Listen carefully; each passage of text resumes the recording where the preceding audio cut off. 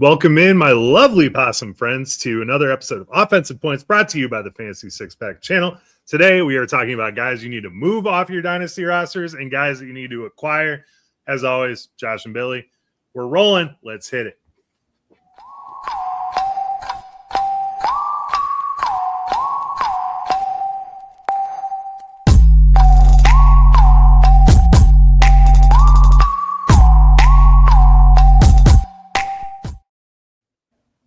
To be a successful dynasty fantasy football manager, you got to take advantage.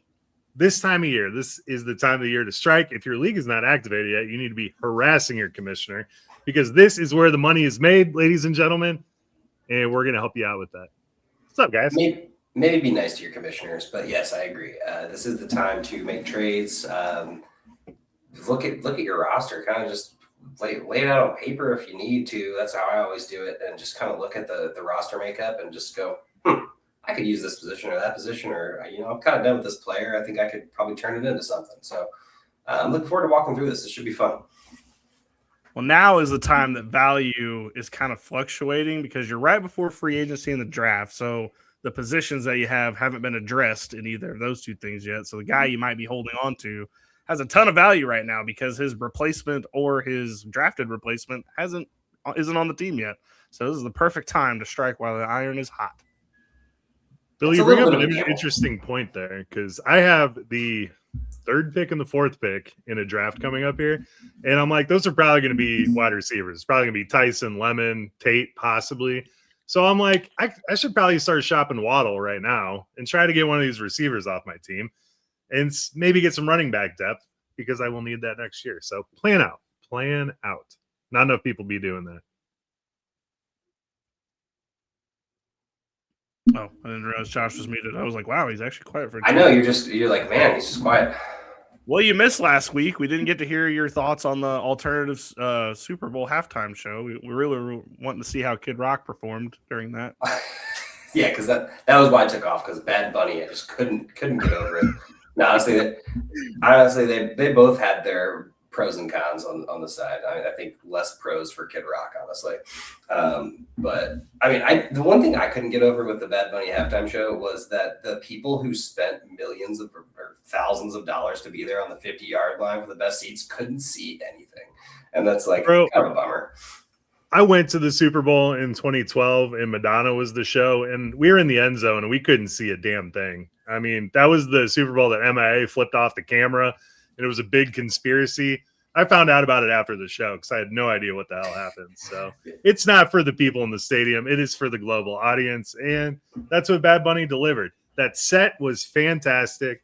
The music was good. You could have paid me to be a tree. It's like $1,300 to be a tree. Dude, they made a lot of money to be a tree. It was funny because I'll totally be a tree. We were talking about that, and I was like, no, those are people. And then I was like, I wonder what they're gonna do. Nothing. They're just the trees, man. It's just part of the scenery. Stand.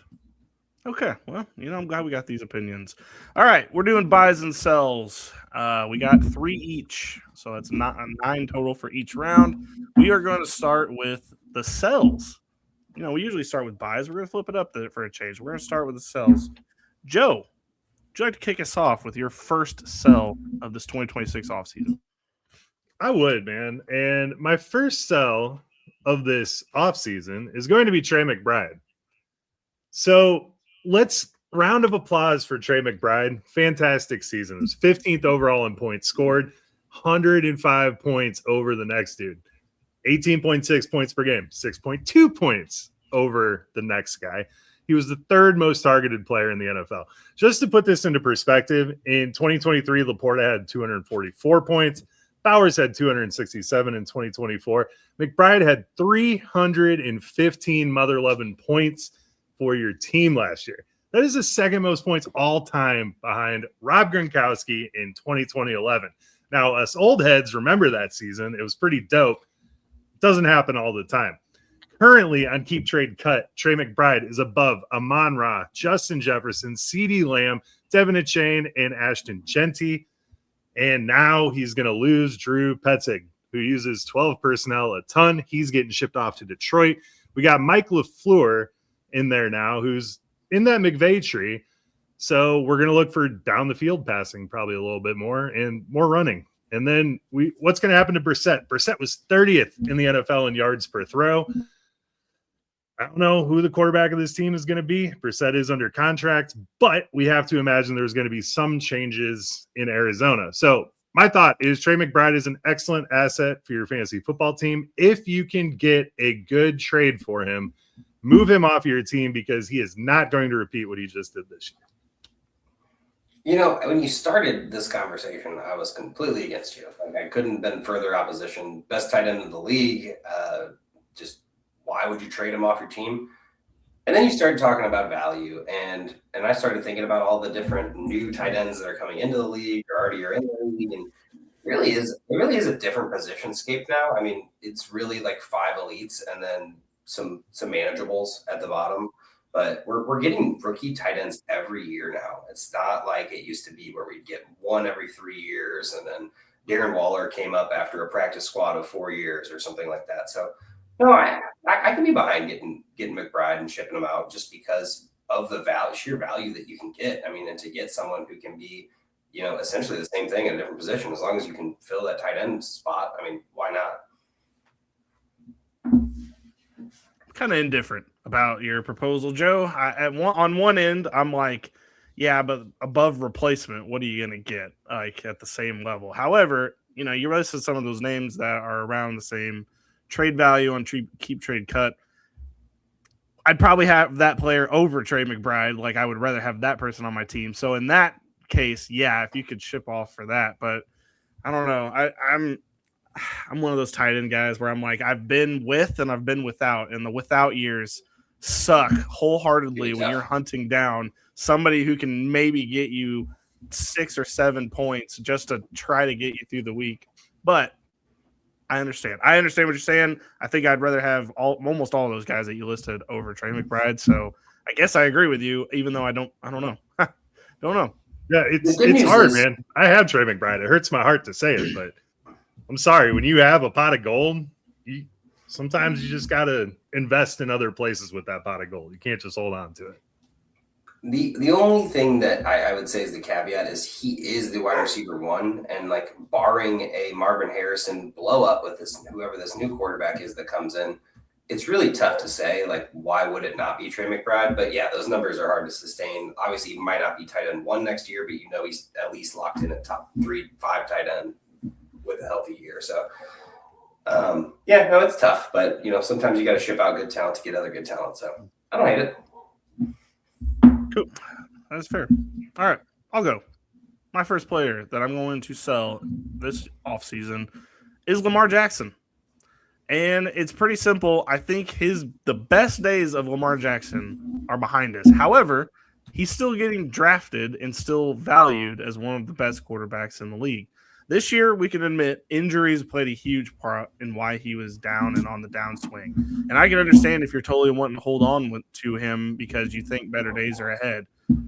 I just feel like the concern is that he's not going to be as mobile as he's been in the past. So the rushing stats might not always be back to the potential 100-yard games that we were getting, that we may get with like Jaden Daniels, but it probably are not going to get with Lamar Jackson. Plus, he's about to hit that 30-year-old mark, which just always seems to be when quarterbacks start slowing down and needing to throw more.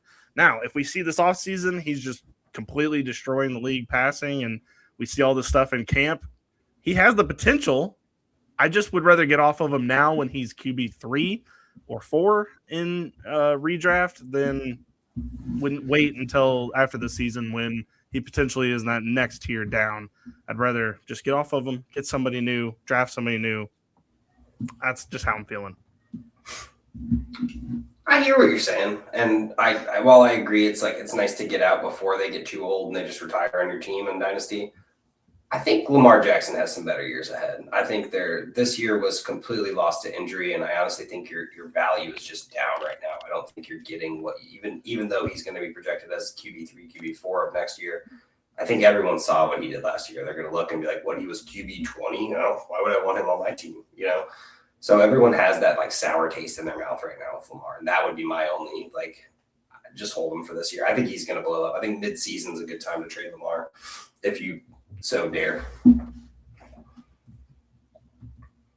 Billy, I'm like halfway with you and halfway out because you're right. When running quarterbacks hit the tarmac, they do not take back off again. It's just splat, But I'm interested in this scenario because I didn't like Todd Monken's offense. I didn't like Greg Roman's offense. Now we get Declan Doyle in there, who just worked under Ben Johnson as the Bears coordinator, worked under Sean Payton as well. He's going to emphasize getting the ball downfield more, and I'm pretty excited. I think in our draft episode, we discussed Baltimore being a wide receiver landing spot place. So I think that as far as passing goes, brighter days are ahead for him, but the rushing floor falling out is not something that I'm hoping to be with. So I agree with you in that aspect that you should try to get rid of him, but if you can't, don't be sad because he could be good next year. I think it really comes down to, for Lamar's running game, is it needs to not be designed runs. Like, you should not be, like you said, he's almost 30 years old. We're kind of getting to the, he's going to be a bit of the senior quarterback out there. Like, he shouldn't be doing designed runs. Like, now when he's scrambling out of the pocket, that's when he's best anyway. That's when he picks up those 20, 30-yard gains. But to just, I never said this with Jalen Hurts either. Like, why you're doing design runs. I understand the analytics say blah, blah, blah, whatever. But why put your quarterback in harm's way, especially someone who, like Lamar Jackson, who's been injured several times from these running plays. So I think it's more about just like let him cook in the pocket, and then if he can't, that's when he gets out and goes and makes a little run. So my thought process is that somebody's going to big brain you or try to big brain you out there with a trade.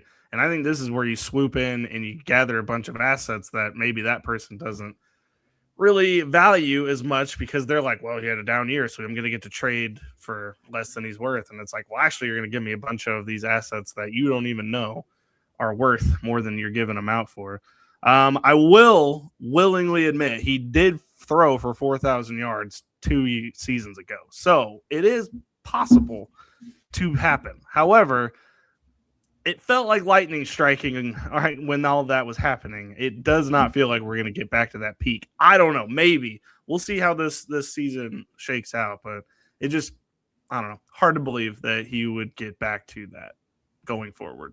I get it, and I understand why anyone who had Lamar has got a salty taste in their mouth in general. So after that season, you probably didn't do very well, considering you probably started Lamar when he was getting 8 points for like 3 weeks straight. So I get it.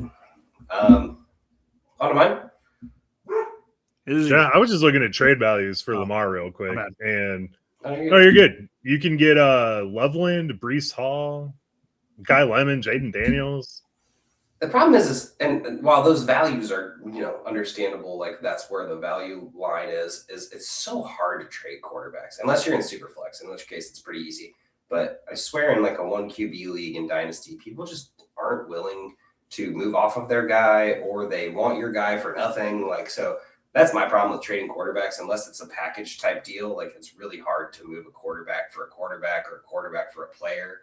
I didn't pick any quarterbacks today for that specific matter. Every time I try to trade a quarterback, nobody wants to touch it unless it's like a backup quarterback or scoop up Mac Jones in the middle of the season or something. Yeah, but also if it's 1 QB, trade him. Like, yeah, I just want to league with Kirk Cousins. I mean, it's not rocket science. My QBs are great, but Purdy and Hurts, and I traded for both of them, so I know it is possible. It is. It was packages. Yeah, I feel like package deals usually work better for that, but I don't know. Just for me, every time I try to trade for quarterbacks or trade a quarterback, people just like either give me the worst value or they're the best player that's ever played. Like, everyone's treated like Josh Allen. We're gonna try to trade for CJ Stroud his 3rd season, and no one would give him to me. And I'm just like, all right, kind of glad that one didn't work out. So probably have him for free now. It's just like a throw-in. Anyway, I'm gonna go with my boldest take here, and I don't know, you guys might agree here, but I think it's time to get Kyren Williams off your team, and not to be Joe. He did just turn 25.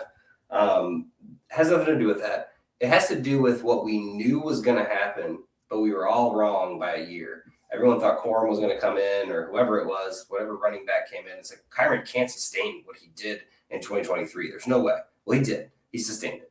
And then honestly, and the best part about this is your value is still super high because he sustained it with Corum getting 700 rushing yards this year.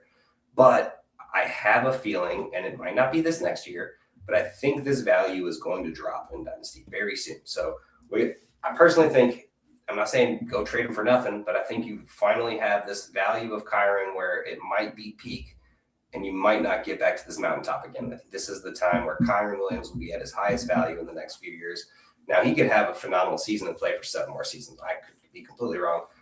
But at the moment, it's not looking like it. The Rams are headed to a utter disaster at some point or another. I don't know when. Somehow, Kroenke keeps putting this team together. Stafford probably one more year.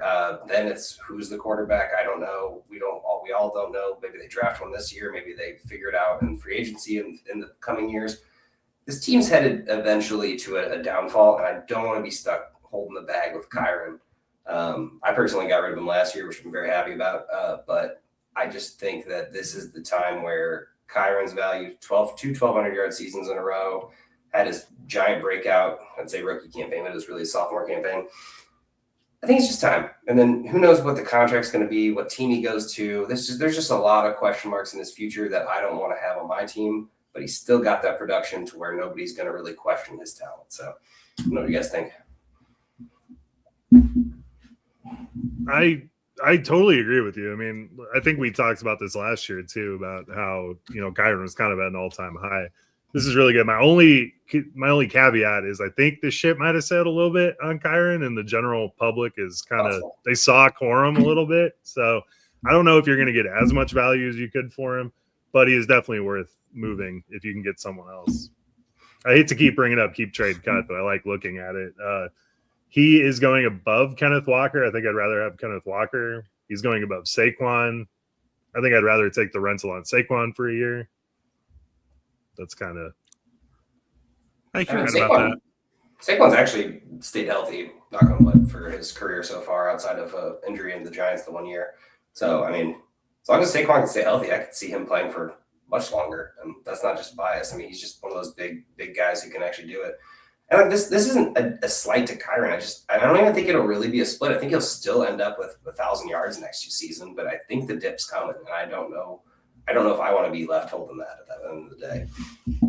Well, one of my buys is Blake Corum, so I'm not going to step on a lot of what I want to say. However, like he finished as a top 9 quarterback or running back this year, Kyren did, and I could definitely see like running back 14 or 15 next season. And while that's in the large scheme of things, maybe not a huge drop, it is a drop, though. Like it is a little bit of a concerning drop, but I don't know. I'm going to save most of what I'm going to say for my Blake Corum take. Yeah, and maybe this could be an opportunity. I don't know where they lined up, but maybe this could be an opportunity to go get one of those, second-year running backs coming in, Judkins, Henderson, kind of a guy who's maybe not has that full workload yet, but should very soon. And I'm not saying Kyren straight up for Judkins, obviously, maybe mix and match some pieces there. But I think there's options where you can either get yourself the next Kyren or get yourself another good running back to fill in and still have some years past that. Yeah. I kind of like your Travion take there because everyone watched the playoffs and he did not do a damn thing. So I think everyone's kind of freaking out about him. He'd be a perfect guy to try to target for a Kyren swap. Yeah, the Kyren to Saquon drop, which is 9 to 14, literally, is 30 points. Not a huge drop, not going to kill anybody's team, but it is enough of a drop to where it's like maybe I get out now at the 9 level when I, get down to the 14 level. I don't know. Might be worth it. Yeah. Cool. I thought you were going to hate that for some reason. Nope.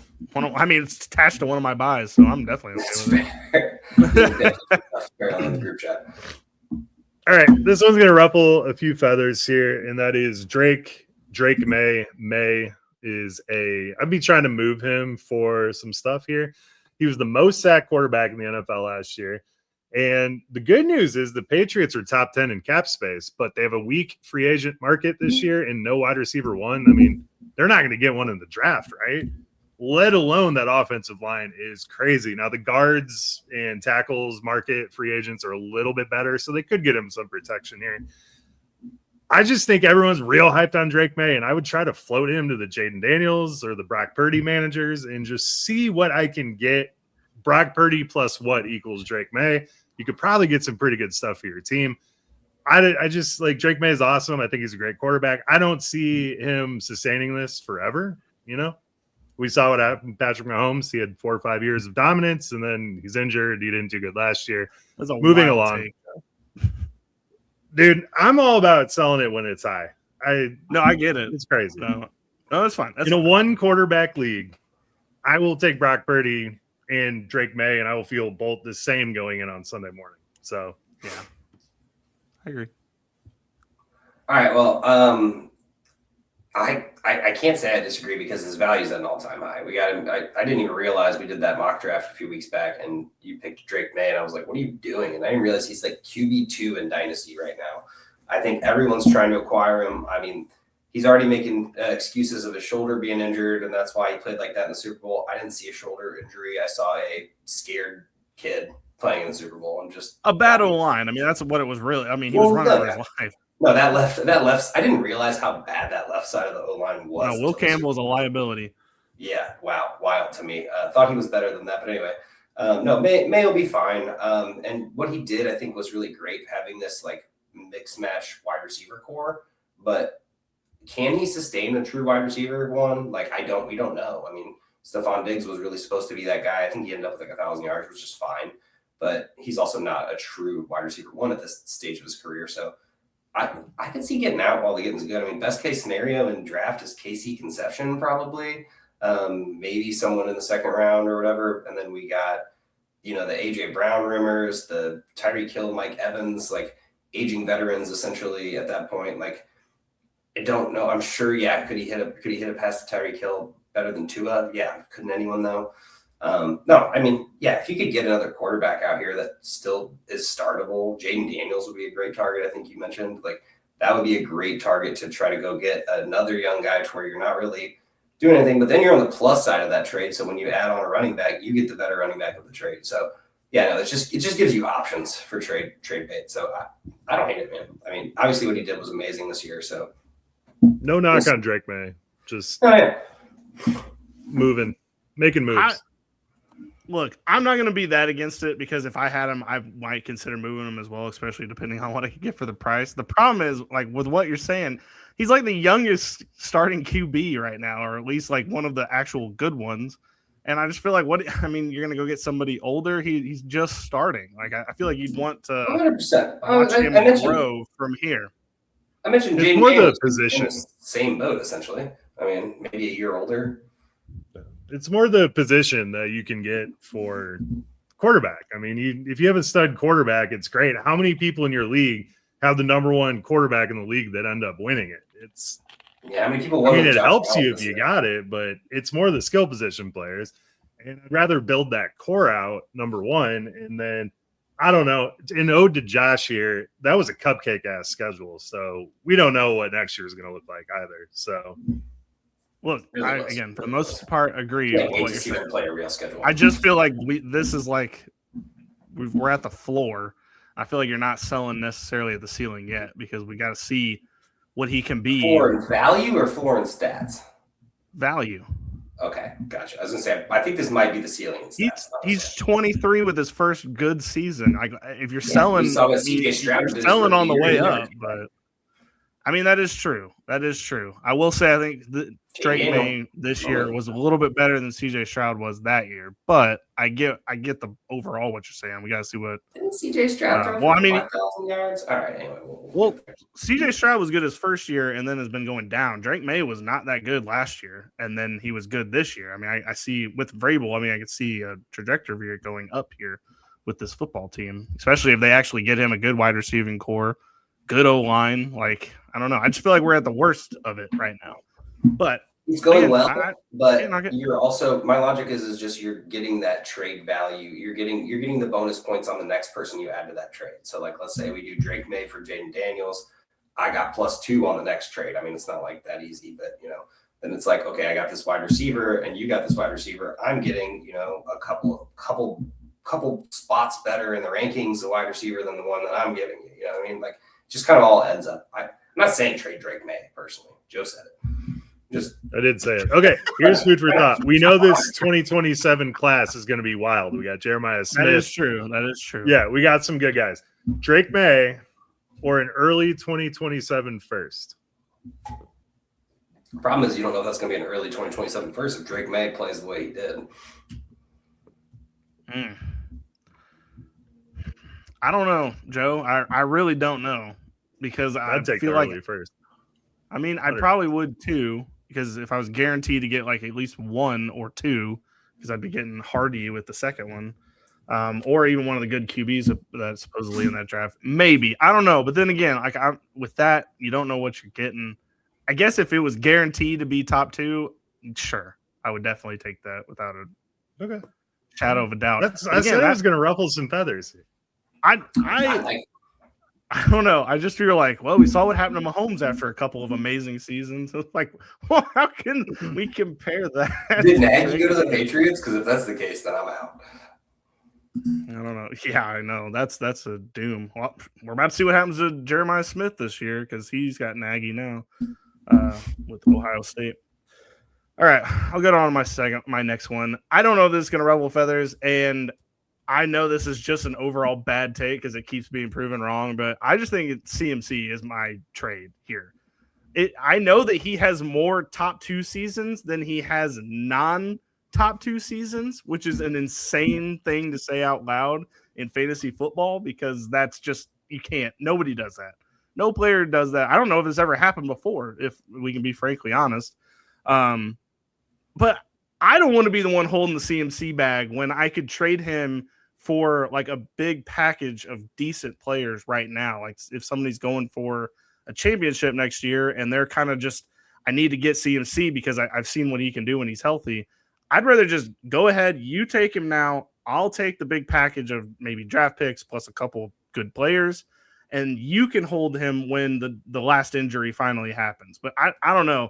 Just rolling into year of his 30th birthday season, I'm not wanting to be the one holding the bag. If you did this with Derrick Henry, you failed. But with CMC, I'm not going to be the one to do it. This is the most enigma of a player. Number one, like you kind of mentioned, he might have been the best fantasy running back we've ever seen. Like I think so. I honestly think so. Production, running back, catching and running, it's amazing. Todd Gurley would have been better, but his knees would have, but isn't. So those knees were cooked coming out of college. The fact that we got as much Gurley as we did was a shocking thing. Yeah, but honestly, just seeing this, like, it's such a hard. It's like you get this. So let's say Billy gets this trade offer. Like I'm holding CMC, and Billy sends me this trade offer that he just mentioned. A bunch of picks, running back. I don't know, whatever it is. Maybe I'm making out like a bandit. I'm still worried about doing it because it's like you said, the Derrick Henry thing. Like, what if you do get 3 more years out of CMC right now? So I think this is one of those things where nobody's wrong buying or selling CMC because we've seen what he can do when he's healthy. Now, I will say that they did mention, or I think he mentioned, he's looking forward to seeing someone come in and take some of the workload, essentially. It was worded a little bit differently, but essentially he said, I'm excited to see the next regime, basically. So at the end of the day, like, he knows the writing's on the wall. That Achilles injury, we don't know what that's going to look like in the future. Is that going to be lingering? Clearly wasn't last year. So, like, I don't know the answer to this question. I'm not going to argue it either way because I think there's just a middle ground. It's like if you believe, you believe, and if you want to go for that ship and that ring, go get them. And if you're the person who wants to not be the end of CMC on your roster, then I get it as well. I mean, we've all had a star die on our roster, and we're just like, that sucked. So I get it, but I don't have an opinion. That's a coin flip. It is truly a coin flip, and I'm glad you brought this one up. So I'm trying to think about it. If you have CMC, you could have literally had the worst roster in your league and still made the playoffs or at least been competitive. Yeah. So True. There's the argument to be made that, Sir Christian McCaffrey has earned the right to die on my team. But I don't know. Like, if someone's going to give you a bunch of stuff, I'm all for it too. I don't know. I would have a hard time just being like, I'm going to get some picks, maybe. I'd have to get a player in return. That would I wouldn't be shopping McCaffrey, but if the trade came to me, I'd be like, and then that's when I might put a counter together or just outright accept it, depending on how ridiculous the trade offer is. I like it. I don't know. I just I'm just thinking in my head like the package for CMC that you could probably get right now from a guy that's watched him and been like, well, I want that on my team. I just feel like you could get somebody. And again, I'd probably rather get out before it's too late. And I don't know. Again, we've said this about Derrick Henry like 3 years ago, and we're still sitting here befuddled at how he's pulling off 200-yard games. So I don't know. Maybe we don't know anything about modern medicine. Who knows? Sir Henry of Baltimore has earned the right to die on my team, and I'm just going to watch it happen. Yeah, Cyborg. Yeah, I mean, you just got to make sure that it's not a game where they might be down, because then he might just not see the field for whatever reason. They don't do pass games. But all right, on to the next one. This one's probably going to piss off everyone that's listening, but I really don't care. I think it's time. I think it's perfect time to trade George Pickens, and I'm going to tell you why. We got the Cowboys essentially tagging him, not going to be able to pay him a long-term salary. Now, I feel like this all kind of goes out the window if Dallas is actually able to retain him for 3-4 years. I don't think they're going to be able to. They got to pay so many people. They don't have the money for him. So they're going to tag him. And this guy's been a diva. Now, he can play non-diva all he wants for 1 year and get his stats, but he knew he was going to get a bag at the end of this, right? Well, if that bag doesn't come, we got diva status coming right back, whether it's in Dallas or the next team or whatever. After a 1,400-yard season, literally best in his career, literally no numbers even close to it, I don't know if we see this again. Well, we might. And that's what you're selling, is you're selling that we will see this. And I think this is just quite literally never been higher for George Pickens, maybe throughout the year last year whenever CD was down. But this is the highest trade value you're getting for George Pickens. And he's young. But I think he's a diva, and I just could see this being a blow up, and you don't want to deal with some suspension or benching or him throwing a tantrum on the sideline like AJ Brown. So I see the writing in the water here, and I don't have any George Pickens, but I think this is the time where I'd be like, let me just see what I can get for him. Now, if he ends up on your team, that's fine. There's no problem with it. Stats, even without being his best year, was fine. It was always a great fill-in or wide receiver 2 or 3. Played wide receiver 1 last year and could do it again. And that's your selling point, in my opinion. And I think that you can probably get a pretty good bag. You probably argue the CeeDee Lamb's nothing anymore, man. Maybe you just swap him with CeeDee Lamb with someone. I don't know how that works, but I think there's options out there. Don't hate it. Don't hate it. I just think it's funny. We spent 2 years pounding the table for everyone to go trade for George Pickens. And now we saw the season and we're like, get him out of there. I think you're right. There's a lot of risk in it, and you address that, but you're right. I mean, what happens if they don't extend him past the franchise tag? I mean, it would make sense to their team build right now for them to be like, hey, let's just do what the Bengals did and just go all in on our offense, and we'll figure out defense in the draft. However, I mean, this just has holdout written all over it. This has Brandon Ayuk, oh, my knee hurts, I can't play, or, whatever, just written all over it. And he played nice last year. I kind of like it.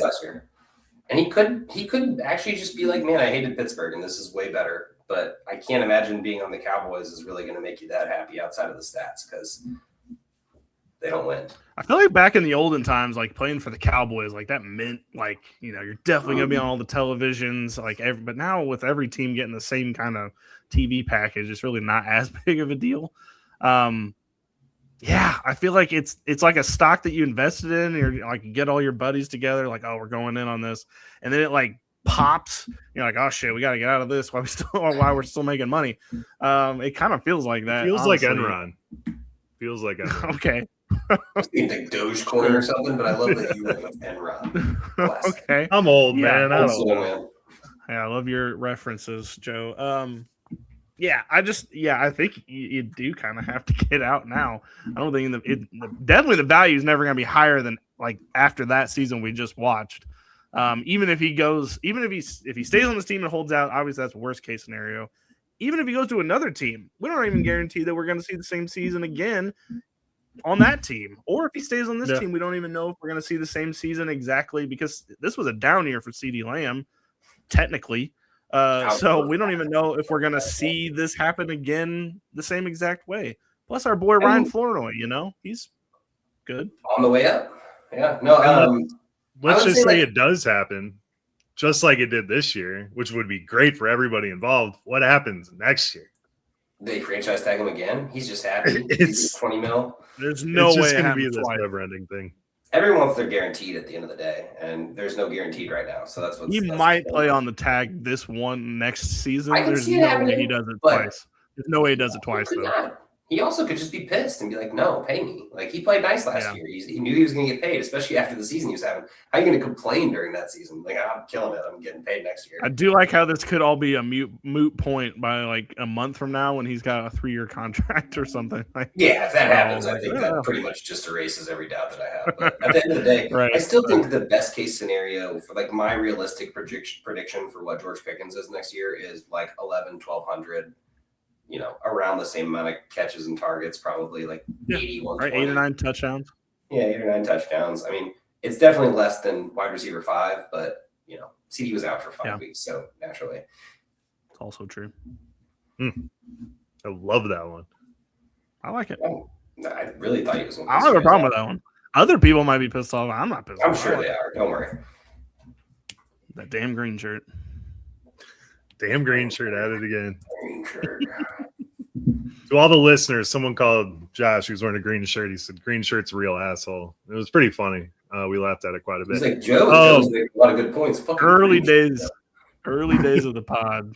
That was one of the funniest. I was disagreeing with Joe too much. I'm sorry. I honestly think that was when we used to post on TikTok. I feel like that's where that even came from. It wasn't even YouTube. Yeah, well, that sounds about right. TikTok hates me. TikTok days. That's crazy. My next one is going to be to move RJ Harvey off of your team. I will scream this one from the rooftops. He is 25 years old. He's going to be 26 in February of next year. God, you're fucking ageism. For a rookie, yeah, he's getting Devon Bailey. Yeah, no. Let's talk about his stats. He's inefficient as hell as a running back. That offensive line is pretty good, and he couldn't get it going behind them. He is a pass-catching back, and they are totally going to either bring back Dobbins or sign someone else. This is a loaded free agent class. There's no way he's going into next season as the running back one. And I really don't think we see him take a leap next year. I mean, if he repeats what he did this year overall, that's fine, but there's going to be another back here, so he's not getting 65% of the opportunities again. He's currently going above Travis Etienne, Sam LaPorta, Josh Jacobs, and Kyle Pitts. I would take all of them over RJ Harvey. Yeah, I have no arguments on any of the things other than the ageism. I don't really appreciate that. I should have known that he was over 25 whenever you had him on your hate list. So true. I had him on my hate list before I even cared about his age. You even knew how old he was? I watched him. Yeah, I was pretty pumped about RJ Harvey. And then, he literally had the perfect opportunity. They brought in 2 running backs. It was supposed to be him and Dobbins, and then Dobbins went down, and he had the whole thing to himself. He did nothing with it. Yeah. Just looked bad all around. And I have no notes. Jaleel McLaughlin. You're completely right about this one. I have no notes. That's exactly what I need to get somebody else in there. I don't think anyone wants to buy RJ Harvey. Oh, there's a lot of people on the interwebs that are screaming that RJ Harvey is like a breakout next year. No, all this other stuff. News. On the wrong sites, it's fake news. Anti-truth. Truth. Anti-truth. It's going to be one of the one things that we agree on in this podcast is that one. That one thing we're all going to be against. All right, I'll keep my last one of the sell short and sweet. It's Nico Collins. I just think this season was kind of lightning in the bottle type stuff with the amount of injuries, with what happened there. I'm personally out on CJ Stroud in general. I think that he is a complete disaster at quarterback, and it's only getting worse. It feels like he's like each game, it feels like they've taken another piece of his football brain away each and every game, because he just goes out there and does the dumbest possible things on a football field. And I have no clue what's happened over the last, 3 seasons. Like, he started out so hot and just to come to this. So I just think they're going to introduce more options into this. I do like the 2 rookies they had there. Both of them flashed a little bit. Tank Dell maybe coming back from the dead. I don't know. Who knows at this point? They're introducing a new running back into the mix. So these cute little Woody Marks games that never really ever happen, that's another factor that might have to be in this, because if Joe Mixon was healthy this season, we probably don't have as much passing as we did this year, and we don't have to see CJ Stroud be a bonehead for the whole season. I just think that you got to get – I just have to get out of Nico Collins right now. I know that I've done this in real life anyway, that you guys both have seen. However, I just think now is the time. I just see it coming for him. My only caveat to this, and I get it. I mean, he's had 3 good years. This team seems to just be circling the dumpster at this point. Yeah, they made the playoffs, but did nothing with it every time. The problem is they need a decent offense, and they would have been a great football team this year. They would have beaten the Patriots if CJ Stroud wouldn't have been on the team. Davis Mills should have played. That's all I'm saying. All right, let's calm down. Anyway, CJ Stroud is not the point of this conversation. My point of this conversation is Nico Collins, and this is my caveat to what Bill said, is that Nico Collins can change your game with one play. Him and Terry McLaurin are 2 of the only guys where you have them on your team and you're like, fuck. It's the 3rd quarter. Nothing's happened. I got 1 catch for 3 yards. And there it is. There's the 60-yard touchdown that kept me in the game. So it's not for the faint of heart. It's not great. It's great for the guys who set their lineup and don't watch the football and then come back and Nico Collins 23 points. My guy Nico, yeah. But when you're watching that game, man, you are just watching Nico wait till the 3rd or 4th quarter to even get that target. So I get it. I don't hate it. I'm just saying that's my one caveat is Nico actually does change a game just by one play. It'd be nicer to have a guy like Amon-Ra who's getting 10 catches a game. Obviously, that's not your trade value here, but it's pretty close. I mean, you're not going to get Amon-Ra, but you can get a lot for Nico right now. People are very high for him. And it's funny we're having this conversation. He just had his first top 10 finish as a wide receiver. So it's funny that he finally got that, and we're like, all right, this is it. Get on with it. Peak, Joe. Sell at the peak. Yeah. Dude, but there's a lot of guys we've been talking about today. They're like that. It's it's not going to get better. Literally better statistical stats on all things, catches, yards, and touchdowns, and he's finished wide receiver 12 that year. This year, wide receiver 8. Just shows you what the difference wide receivers were. You know what screwed up everything? Justin Jefferson being ass. That has screwed up everything because he's not wherever he finished in the 20s or whatever, or maybe late teens. It screwed up everything. He's not that kind of bad wide receiver. So the numbers that has screwed things, I think. Well, yeah. All right. Anyway, let me get to my last one. I don't think it'll be much of an argument, but it's Josh Jacobs. We've talked about it. He's so good. He's a great running back. This team needs him. Without Josh Jacobs, I don't know where the Packers are. The problem is he doesn't play in the second half, and I know you guys have had this thing for Marshawn Lloyd, and that was probably why you agree with me here because he's coming back. He's coming. Year. It's his 4th season, and he's finally going to play. I don't care about the hamstring is healed, Jack. Hamstring. I don't know. You got this procedure done in Brazil, and everything's fine. Anyway, I love Josh Jacobs. 28 years old, can't play in the second half. The health is it's not bad, but it's not good either. I mean, how many games he's just oh, can't play this one. I got to skip this one. I'm going to play half the game this game. And it's weird because he gets pulled, and I don't know. It's they're saving him for the playoffs, but then even when they get to the playoffs, they don't use them. So it doesn't really make any sense to me. The game against who did the Packers lose to in the playoffs? Oh, the Bears, right? Los Osos. Yeah, they just didn't even use them. That was the play, was run the clock out so Caleb Williams can't throw the miracle ball at the end. They just didn't even use Josh Jacobs. So anyway, I don't know what it is. I love the guy. He's a great running back. Could probably play for 7 more years. But I think this is the time to get out. He's still got that 28 underneath the 30 mark, probably turning 29 at some point. And he's still got great stats, and it's consistent throughout his career. So I think this would be a time to get out, and I don't think anyone has any arguments here, at least on this pod. No. I could argue he'd be in a choir for the right price. I love Josh Jacobs. I don't think you're getting that price. I think that knee injury, that ding knee really screwed him up. But, I mean, it's been this way for 2 years now. I don't think it's changing. Bro was on a roll, though.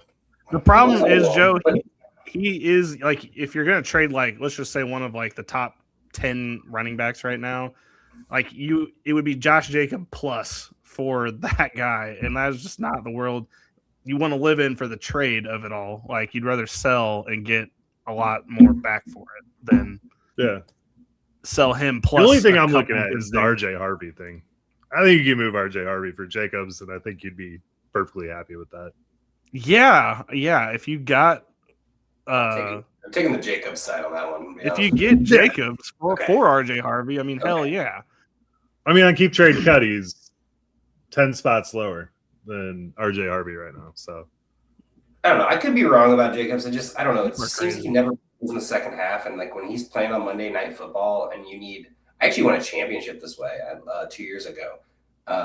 Jacobs was killing me. They had like 30 points in the first half, and then they just stopped using him. And it wasn't even like the game was over. Like they just decided, Jacobs is done. So I don't know what it is, if it's just management of his health or what, but it just kind of seems like he just gets pulled in these weird spots. And I want a guy who's going to be playing the whole game, or at least, when he's needed. That's true. He's just tough because like it's those first halves, honestly, where it's like, yeah, he's got 2 touchdowns and 89 yards, and it's like, damn, all right, well, this is awesome. And then he doesn't play the rest of the game, so it's really just that. But all right, once again, let's get on this is another guy who's great for those guys who don't actually watch the game. It's like, yeah, you get 20 points, that's great. True, just don't have to see how it happened. All right, Joe, how about it? Buys. This one's going to be real easy, man. Everything I just said for Trey McBride at the beginning of this podcast is why you should go acquire Sam LaPorta. He gets Drew Petzing. He gets a quarterback that's going to throw it. They're going to be running 12 personnel a ton. Sam LaPorta is back.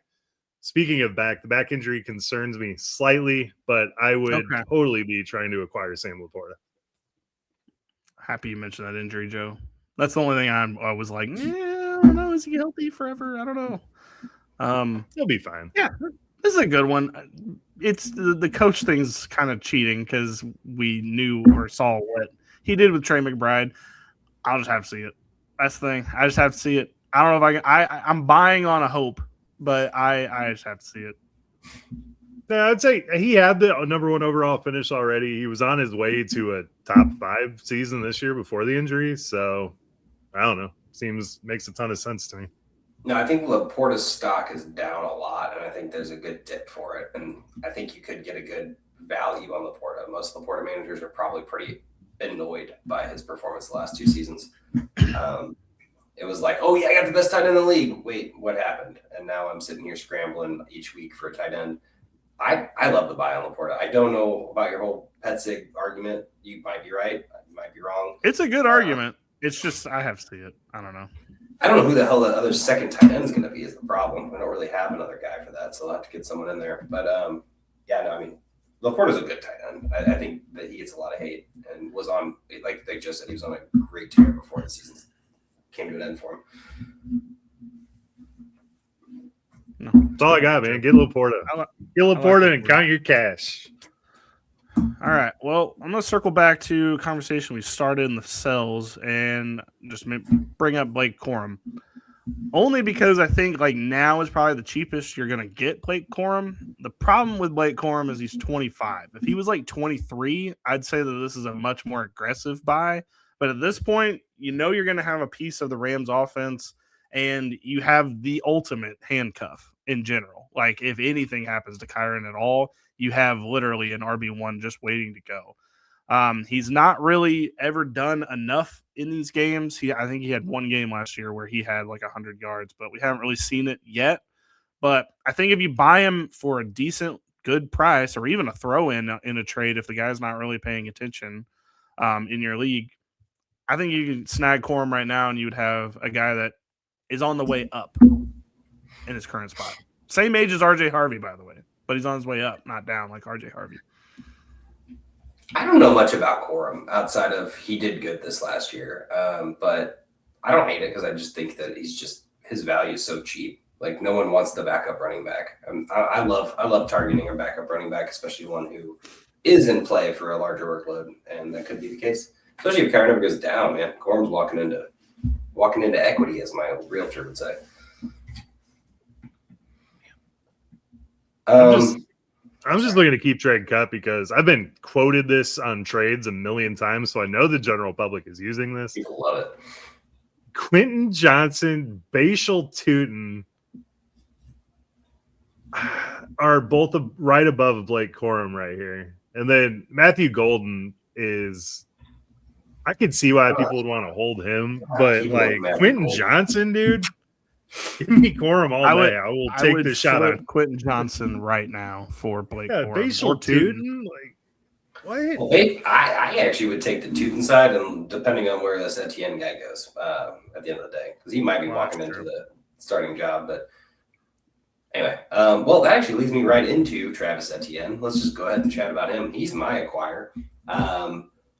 Listen, man, I feel like he got everyone shit on Travis Etienne 2 years ago.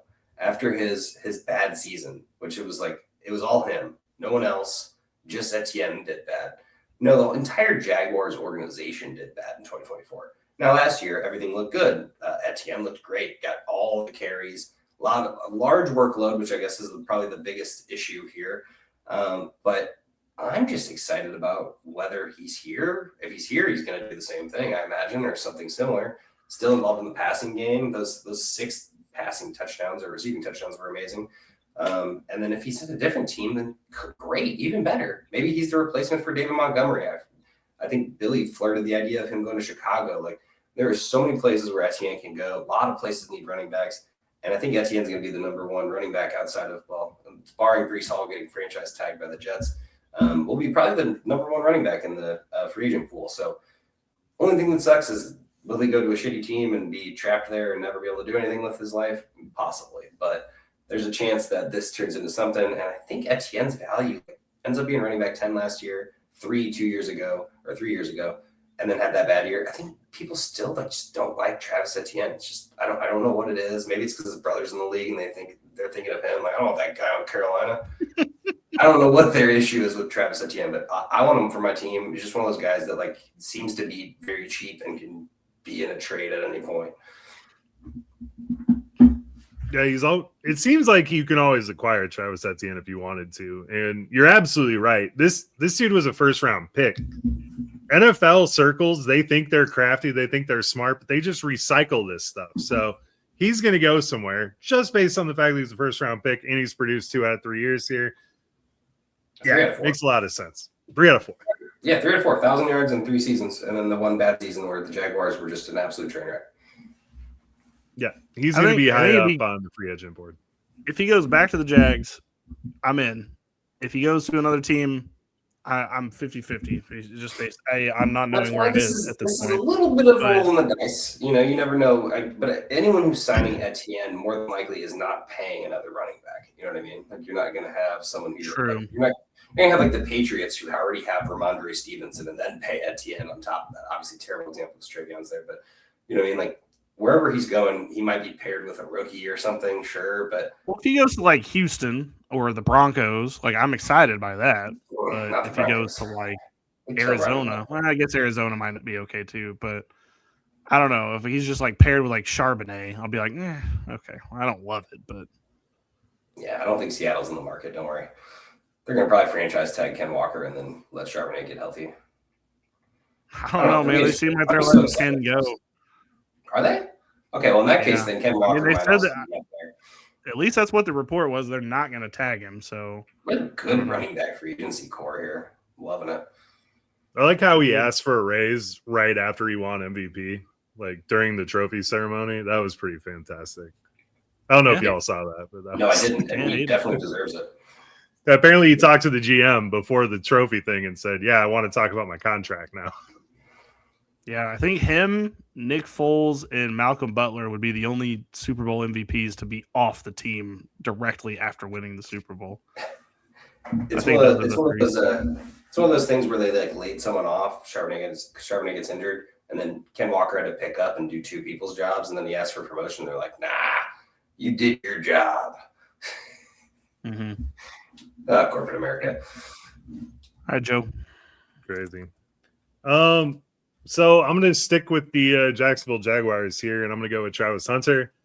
There was a tweet recently from a fella who I believe had no affiliation with the Jacksonville Jaguars at all. And he came out and said that Travis Hunter is going to play primarily cornerback next year. I don't know why we're believing some random ass person in the middle of February, but I guess here we are. They just spent the number 2 overall pick on Travis Hunter. We saw him start coming on as a wide receiver. They had to trade for Jakobi Meyers after his injury. BTJ wasn't doing it.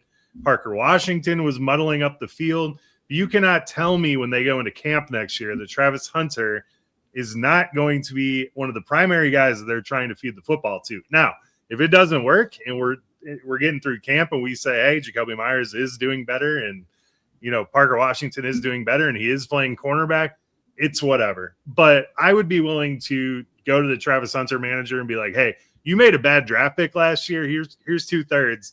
Let me try to get this dude on my team and just see what happens, because I think brighter days are ahead for Travis Hunter. I'm glad you brought this up, Joe, because I have Jakobi Meyers as my other buy, and we're just going to kind of mold these together. Okay. The reason that you would buy him is because they just handed Jakobi Meyers a 3-year contract. If they were that like Travis Hunter is going to be our guy with a number 2 pick overall, you don't go give Jakobi Meyers, who you traded for, a brand new contract on the team. It's clearly going to be BTJ, Jakobi Meyers, and Parker Washington. And then they'll have Travis Hunter in there, like that random account was saying, mostly DB. He'll play a little wide receiver. And it's just a disaster of a draft pick, one of the worst in recent memory. Like, that's just how it's going to play out, it looks like. I actually want to go, and I'm not counting this as one of my buys, but the most interesting person in this wide receiver room that I want to acquire in fantasy football is Brian Thomas. And that's probably because he's going to be off the team. So that kind of goes to Joe's point. Brian Thomas is already being flirted around, and obviously all these reports are stupid right now. Like, we're getting so much BS content, so-and-so trades that somebody put together on a website and made it look pretty. Isn't he still there 2 more years? I mean, yeah, but on a rookie contract. Because if they don't like him, and if they got their dudes, I don't know. There's just conversations. There's still something left in this BTJ tank that I just like. I can't go and pay a lot of capital to go get someone behind him. From my understanding, I mean, I just think there's something left. I don't know what happened last year. It was weird. Gosh, this is why I love you. This was a Travis Hunter versus Jakobi Myers straight up head-to-head fight. And you're like, you know what? Let's completely talk about another player on the team, not even the 2 that both were mentioned in the pod. The problem is, Joe, if you have Travis Hunter, why in the world would you trade now and admit to you making that terrible mistake? That is an issue because because people are extremely No, I haven't talked in a while, Josh. People are extremely reactive here, Billy, because people look at it and they're like, "Oh my god, I just spent the 2nd overall pick on this dude, and now he's going to play cornerback. I'm in an offense-only league. What the hell am I going to do?" Okay, here's the thing. I agree with you on Jakobi Meyers. He looked pretty damn good, and if he wants to, stick around, he's got 2 good years left. He's not playing 3 years. Get out of here. So he's got 2 years. The one caveat that you brought up is Parker Washington, because that dude is average as hell, and he plays for the Jags, and he's a Jag. He's just a guy. I don't care what anyone wants to say about Parker Washington. I've watched Parker Washington play football, and anyone could play that role. So, yeah, give me Travis Hunter in that role that Parker Washington somehow had for no reason at all, and I will take that all day for a 3rd-round pick of a freaking out manager. That'd be fine. I want to argue with so many things you said there, but I'm just going to leave it because I love it. You think Parker Washington's good, Josh? I actually do think Parker Washington's good, but that's fine. Doesn't belong in the NFL. He's a Jag, just a guy. Man, I feel like you were a big Parker Washington guy not like 2 seasons ago. And now because of this, you're like, nope, he doesn't belong in the league. Yep. Okay, can we just all agree that this that. wide receiver room is probably one of the best and most confusing in the NFL? Yeah, 100%. That's 3.5 exactly where we are. That How the hell do you spell Jakobi Meyers? Jakobi. Anyway, all right. Do we want to continue this? I'm good with I don't know. Joe looks like he's about to try to drop some Jakobi Meyers facts on us, but he's been a good wide receiver for like 5 years now, Joe. He is good, and he was on a trash team. He's not going to win you a league, but he's also going to be just good enough to be the guy that you have on your flex spot, and you're going to get a good amount of points out of him.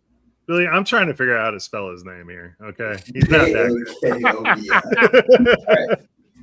All right. Anyway, I'm gonna. All right, actually, I think it's Billy's turn. Never mind. No, mine was Jakobi Myers. However, right. Joe, I will say there is a player coming out in the draft. His name is Jakobi. It's J''Kobi, and that's definitely going to throw you for a loop. Yeah, I was just researching Jacoby Brissett's passing yardage before this, and of course, it's totally different than that. And now, how many spellings are we going to have? The worst is when there's a hyphen and that whatever app you're using doesn't register it unless you type the hyphen. And I'm like, dude, come on, you know who I'm looking for. You know who Amon-Ra is. Come on.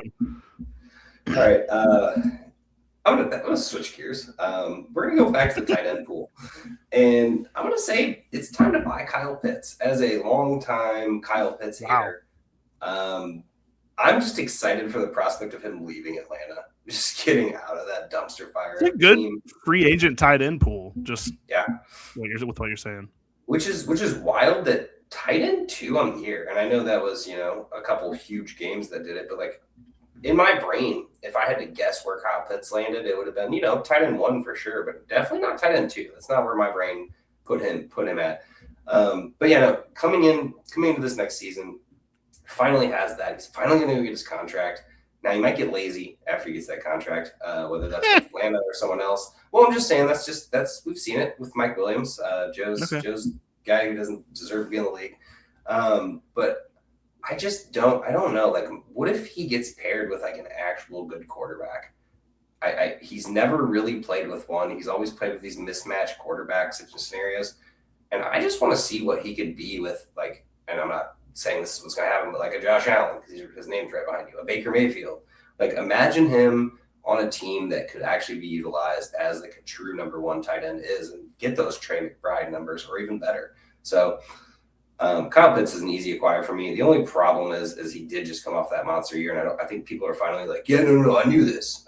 So the problem is you are paying probably decently for Kyle Pitts, but I think there's an argument to be made of when he goes to his new team or he gets signed back to the Atlanta. You're like, dude, Kirk Cousins isn't even there, and you got all these stats for him. So, not to mention, you could find a tight end that could be interesting for them in the interim. Fannin, LaPorta, one of these other guys that are coming in, Warren even. I'm not saying you should do that, but I'm just saying there are plenty of tight ends out there on teams. I think Kyle Pitts is available, but might have to pay a little bit.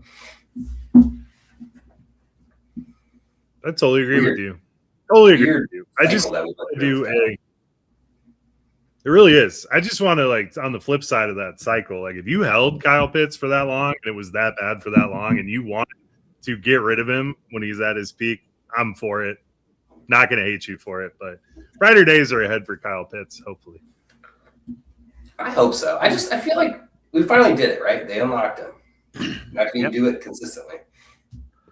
Well, it's crazy when they give him the correct amount of targets that he finally starts producing. It's almost like one hand, shakes the other in that scenario. But I don't know.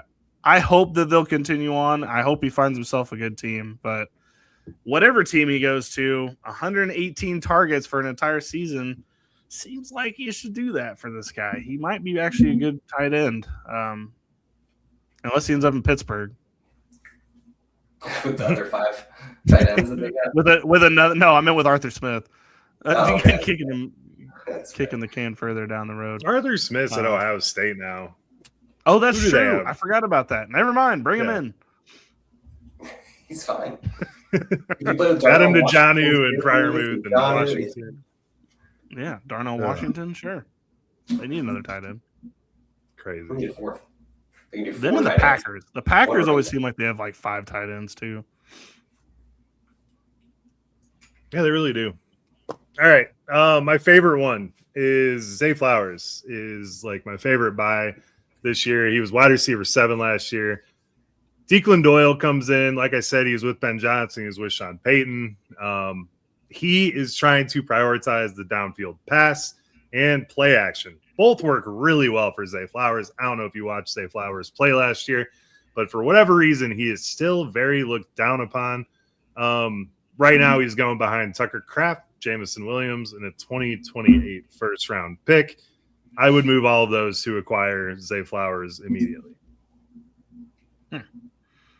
Interesting. I don't mind it. I don't mind it, but I mean, the only things obviously that I would say is we don't exactly know what Declan Doyle's offense looks like just yet. Obviously, my Lamar Jackson take would run contrary to this ish, but it's not necessarily it's not necessarily a Zay Flowers thing. And then they're probably drafting a wide receiver as well. But I just feel like the role that Flowers is meant to play should have him at a steady floor that he should be getting a ton of targets. But it's just a matter of what they do with him because it never feels like he's been used correctly, or at least not every consistent year.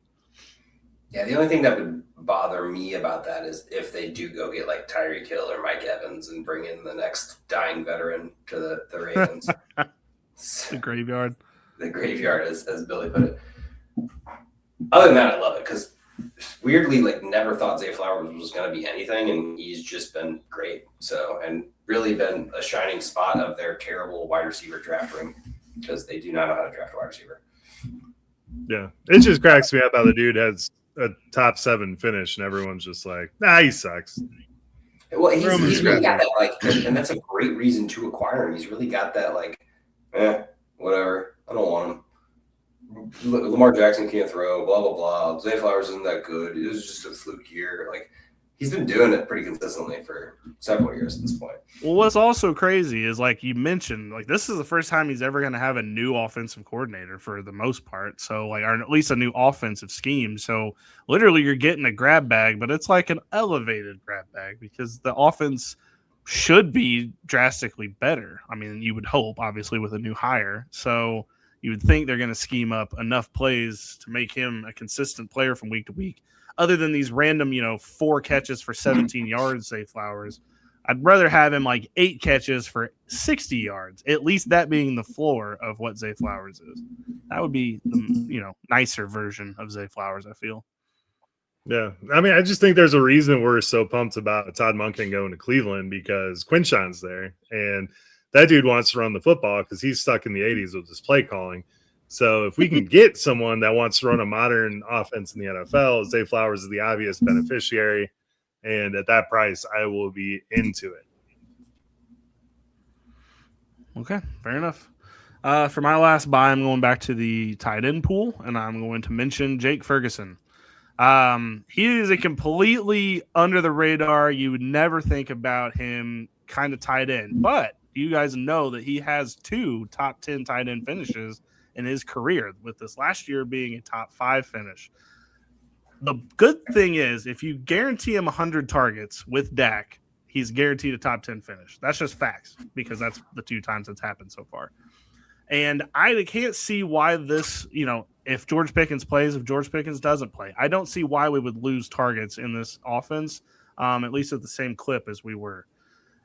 And the benefit of him is he only played 67% of the snaps last season, which, other tight ends that are going around him in range in the 3, 4, 5 spot or 3, 4, 6 spot are all in the 80% play range or snap percentage. So you're getting less snaps. If they even up it to 75, let's say, that even could increase his target share even more and make for a much better player. And he's just boring enough to where you probably could get him for dirt cheap right now because there's, the person that has him probably is like, well, that's probably a fluke. I picked him up off of waivers. Like, I traded him for nothing. Maybe it was a random guy you picked up out of free agency and maybe wants to flip him. And this is where you could buy into a guy that has top 5 finish potential here. I don't know about that last part, but I do agree with you. Weird that we're talking about like 4 tight ends in this buy sell of not what Nuggets was like. It's a hot market right now, if we're being honest. I mean, it's just the way it is. Guess who he's going between right now? This scares me. Did you know we didn't rank him in our rankings last season, the Royal Ranking Rumble? We did not rank him. He did not make the top 1. Well, I think that's because of the down year that all of Dallas had. They all took a hit. Yeah, really. No, I'm just saying, that is where we were at him with the bare minimum last season. He was not even one of our top 150. So he's going right between Jakobi Meyers and Parker Washington. I keep wow, that is wild. Why is Parker Washington so high? Like, I like Parker Washington. That seems odd. Well, the Travis Hunter news apparently has affected everything. Oh, that's where's Travis Hunter going, Joe? In that, I forgot how reactive everyone is. He's still top 50, I believe, but I doubt. Now, how in the hell are they going to have BTJ, Jakobi Meyers, Parker Washington, and Travis Hunter? That's impossible. Keep trade cut. There's no way. Travis Hunter is 79. Oh, 79. Okay, that makes sense. Those other guys are 122 and 124. Oh, wow. That's wow. Jakobi's that low? Mm-hmm. And Brian Thomas is 47, so. All right, just start throwing darts at Jacksonville, dude. Right. Apparently, grab we all. did kind of cover all of them, too. This was the Jacksonville show. All right, I'm going to finish this off, and then we can kind of spitball anyone we were thinking about talking about. I'm going to say go buy McConkey. Like, this is the time. Down season. I have to imagine Keenan Allen's not back to poach yet another young wide receiver talent points, but somehow McConkey ended up being the number one wide receiver on this team. It was very close. There's like 3 guys with 700 receiving yards. You got Gadsden too, who's also there. Like Trey Harris, Quentin Johnston. I imagine they bring in another receiver. Maybe Keenan Allen comes back. I hope not. But Mike McDaniel. Yeah, or Tyreek, honestly. But Mike McDaniel coming over here just gives me a hope that McConkey can return back to that year one form. Down year, I think you couldn't even have tried to get McConkey last year at the beginning of the year if you tried. I think now people are like, well, we've seen this before. People just have one good year. I don't think that's the case here because it really wasn't much of a different year for him. I mean, he just got a little bit less targets, but it was just Herbert didn't do it at the end of the day and spread the ball around pretty well. So I think Ladd gets back to that number one guy, and I think that Mike McDaniel will know that as well. I mean, maybe QJ gets a bump too, but I think Ladd, immediate bump, and you're getting right back into that wide receiver 2, maybe even wide receiver 1 territory. So I feel like we didn't. No, I was going to say, I feel like we didn't have enough Chargers in our buys because honestly, I am just so in the Mike McDaniel camp that I just feel like he's going to come in. Omarion Hampton's going to be like top 5 running back. Like I think Gadsden's going to have top 10, top 12 potential at tight end. I'm in on McConkey. All he's missing really is a speedster, and like we were kind of projected, maybe Trey Harris is that guy potentially, or he goes out and gets another one. But like I don't know, I just feel like we're underrating this offense like as a whole. Maybe they all should be buys. I don't know. Might be onto something here. Yeah. QJ, honestly, I know you guys were talking shit on QJ, but I'd buy QJ. I feel like he's probably one of those cheap options too, throw in kind of deal. Yeah. I wouldn't be upset. I like Lambert Smith for McDaniel. Oh my God. Are we still doing the Lambert Smith thing? Dude, he's the fastest wide receiver on their team. And what did he do last year? So he did pretty good for being the 4th guy on that depth chart. 5th guy on that depth chart. 51 yards is pretty good. All right. That's not a game. That's the season. I'm sorry, Josh. I'm just talking here. Didn't mean to step on your toes, big guy. Hey, that one game he was averaging 50 yards. So no. I would. Yeah, the one game he was averaging 50. No, it was between like 5 games, guys. I know. He did great in return yards. How about that? Eagles suck.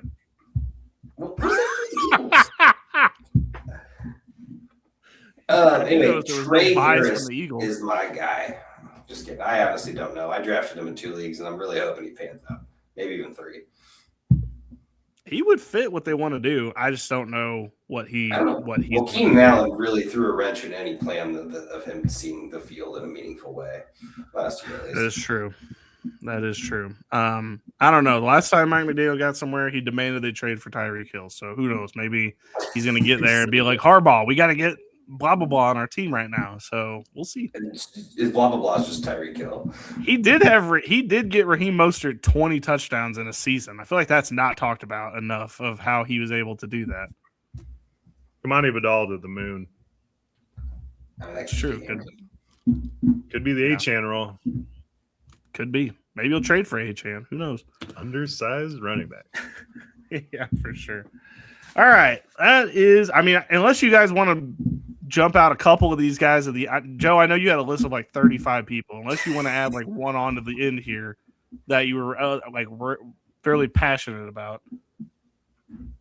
Okay, one guy I've just been kicking around, and it's Xavier Worthy. And the reason being is Rashee Rice with all of his legal issues here. Okay. We got a new offensive coordinator. Yeah, I'm trying to get Rashee Rice or Xavier Worthy because I'm pretty sure that dude's going to be dirt cheap unless you live in Missouri. I think Xavier Worthy has an opportunity here to really take over this year coming up. Even with the backup quarterback, he can. I mean, Kelsey's on his last leg. Unless they really move for someone. We know Hollywood's out of there. We know Tycon Thornton, he really didn't do a whole lot. So Juju's out of there too. But Xavier Worthy has an opportunity to really establish himself as a playmaker on this team this year. And I think with the new coaching, the offensive coordinator, I think brighter days could be ahead for Xavier Worthy. And, I mean, he's essentially free. I mean, he's still got some name value, but I don't think it'd be hard to get him on your team and just hold him and see what happens. Yeah, I hate that. Can I pitch one? Can I pitch one? Yeah, technically go and I didn't put this in here because I thought it would be too insane to actually say. That's why it's in the honorable mentions category. But like, why would you not want to maybe see what Bijan's worth to buy? Like, you know what his role is going to be under Stefanski. They're getting rid of Algier. They could bring in another person, but let's be real. He's not going to use that person as much as he's going to, hammer Bijan into the ground. Would it be worth it to go see what he was worth just to try to acquire potentially the next, or the running back that's going to be the running back one potentially for the next 2 or 3 years here? Because for a fact you're going to be a contender every single year that he's on your team. Would it be worth it to go just see what the package is? Let me just go ahead and say exactly what happens every time you try to trade for Bijan in the league. Not going to happen, is what people say.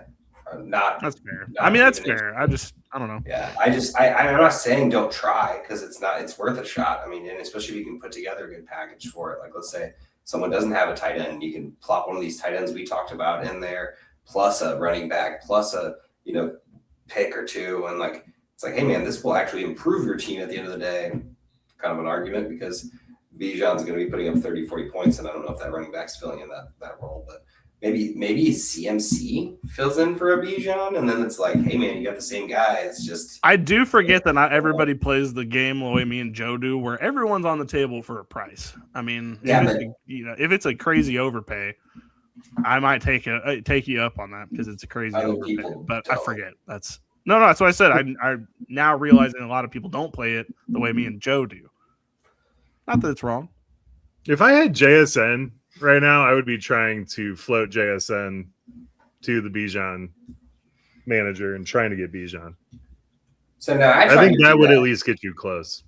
I tried to do that for JSN prior to his breakout with actual namesake values, Nico Collins and Kyren's and stuff like that, and people still wouldn't do it. So it's just one of those things where when people are set on something and you have the number one guy, people don't like trading the number one guy. Now, I would, if I had Bijan, which I don't, sadly, in any dynasty league, I would at least have the conversation. You know what I mean? If, let's say, someone sent me an offer, I'd be like, interesting. I wouldn't be like, go to hell, because that's pretty much what exactly. Worst part you could say is like, this is just not enough. I mean, I wish people would just say that sometime. Instead of that would be nice to hear. Yeah, trading, and this is the dark side of trading here. Is people just get mad, dude? And it's like, I'm just trying to have fun, man. It's fantasy football. Like, at the end of the day, man, we're just playing a game. I wanted to talk about one guy that I thought about mentioning, but I didn't. I don't know how to sell this. I want to acquire Addison. I want Jordan Addison on my team, and I don't know if it's this year. I don't know if it's next year. I don't know if it's when he finally gets out of Minnesota. I don't know if McCarthy can be anything. I know I've played the game of McCarthy could do something, but I don't really know that for a fact. But Addison is just such a talent. He's so young, and he's stuck behind the shadow of JJ. And I don't know what that looks like in the future, but I want him on my dynasty team, whether he's doing good or playing or at all. Like, I know there's some future for Addison. I just don't even know what the value is. Well, once Justin Jefferson demands out after this season, you'll have there's that too. Yeah, a lot of gold there. He did real good last year with Darnold. I mean, 2 years ago. That 2 years ago now? Well, I mean, yeah, because the season's over. Last year was horrible with McCarthy. Yeah, there's talent there, man. And like you said, I didn't even think about the JJ aspect. If JJ's like, dude, I'm done. Get me out of here. I don't want to be able to play with this. There's no way McCarthy becomes a guy that's going to get JJ the amount of passes he needs to be. Like, we finally found out the one thing that Kevin O'Connell can't do, and it's turn a piece of literal garbage into a good quarterback. He's probably a fine person. I just meant as a player. I still think there might be hope for JJ McCarthy, but I don't have faith that he's going to go out there and give JJ his numbers by any means. But could be a good game manager at the very least. Well, I just feel like Darnold has kind of made the Kevin O'Connell thing kind of like, oh, is he good? Like, I don't know. Like, is he a quarterback whisperer? Yeah, it's nice to get that little title, though. I'm sure Kevin O'Connell was feeling real nice about himself. Like, yeah, man, I did that. Yeah, and that's why he won. Because JSN went out there and had, a better receiving year than Justin Jefferson had. And that was, then again, there was a little bit of competition there for Justin Jefferson. I don't know. I like your Addison take. I like Addison as a wide receiver. I know Joe hated him coming out in the draft, but like I actually think he was pretty good. And I hate him.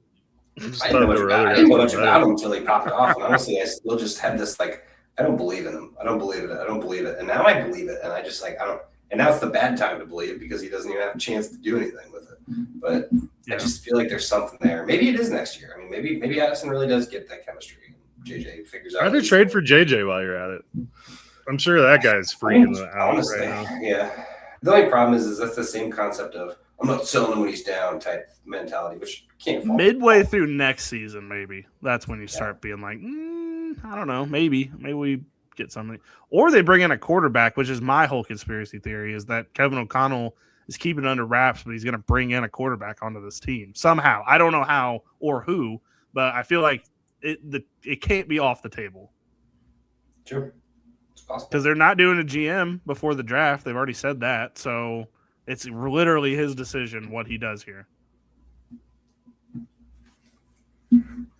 Trade it all for Mendoza. Well, I don't know. Maybe that. Burn it down. Get Jameis Winston and make us all happy. Dude, can you just get Jameis Winston a starting job in the NFL? Like, you're going to be happy with that. He's so fun. Russell Wilson's still riding off the coattails of his earlier successes, and I'm like, what is happening? Yeah, not Jameis Winston, no. All right. That's our buys and sells for this part of the offseason. We'll probably do this again in the summertime or like right before the season when depth charts start shaking out and when we have a draft and when we have the free agents all in place and kind of see where we are at. I don't even know. We don't have anything on the schedule for next week, so can't give anybody a sneak peek. We need to discuss it as a squad. Well, that was supposed to be in April, but we may need to move it up. I'm not sure. Anyway, but that's it for this week. Joe, get us out of here. Good night, all.